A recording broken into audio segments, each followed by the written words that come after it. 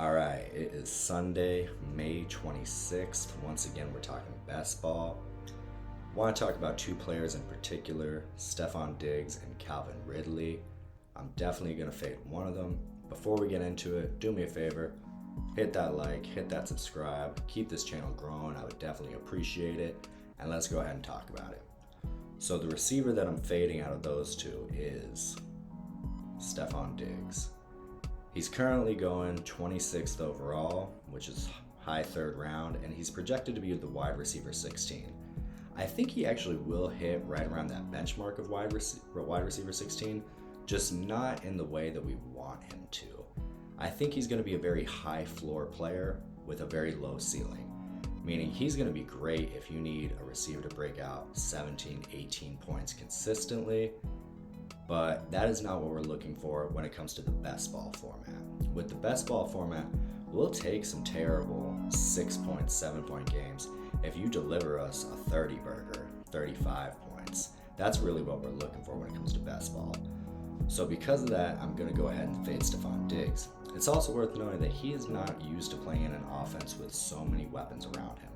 We can't forget that Nico Collins had a tremendous year. There's also Tank Dell, Dalton Schultz, and the Texans paid huge money to acquire Joe Mixon. So there's going to be a lot of mouths to feed, and for that reason, I'm a little bit worried about Stefon Diggs as it relates to huge booming games. Which brings us to Calvin Ridley, currently being drafted 67th overall in the 6th round. He's projected as the wide receiver 37, and I think that he is going to shatter that wide receiver 37 ranking. I'll tell you why. In fantasy, I always say that we have to follow the money. The Titans are paying Calvin Ridley $96 million over 4 years. That is not wide receiver 2 money. That is wide receiver 1 money. It's clear that they want him to be their guy. And another thing we always have to do with fantasy is separate last season from this season. We know that we think about the Titans as a run it down the field, every down sort of team with Mike Vrabel and Derrick Henry there. Both of them are gone. It is a completely new regime. We've got Bryce Callahan coming over from the Bengals, so I don't think they're going to be as run-oriented or run-fixated anymore. Really, it looks as though Bryce Callahan is hoping to craft some of what was making the Bengals so successful. You kind of got Calvin Ridley filling that Jamar Chase role. You've got DeAndre Hopkins filling the Higgins role, and you have Tyler Boyd filling the Tyler Boyd role because he came over with Bryce Callahan as well. Calvin Ridley is going to be the opposite of what I think Stefon Diggs is going to be.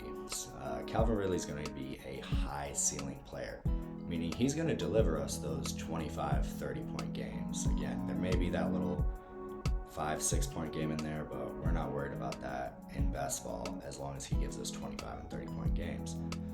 The big question mark, of course, is Will Levis. And there's some Will Levis haters out there. I'm going to tell you, I am not one of them. I think he's going to surprise a lot of people this year. Do I think he's going to be a top 10 quarterback? Absolutely not. But I don't think he's going to be QB 30, as some people are insinuating. We can't deny that Will Levis did have a huge outing at Miami last year where he threw for over 300 yards. And even more importantly, we can't deny that Will Levis had the absolute worst left tackle in the league. Andre Dillard let up more sacks and pressures than any left tackle in the league. They went ahead and they addressed that concern. They brought in J.C. Latham, who was as solid as it gets. So that's going to give Will Levis a heck of a lot more time. It's going to give the receivers a heck of a lot more time.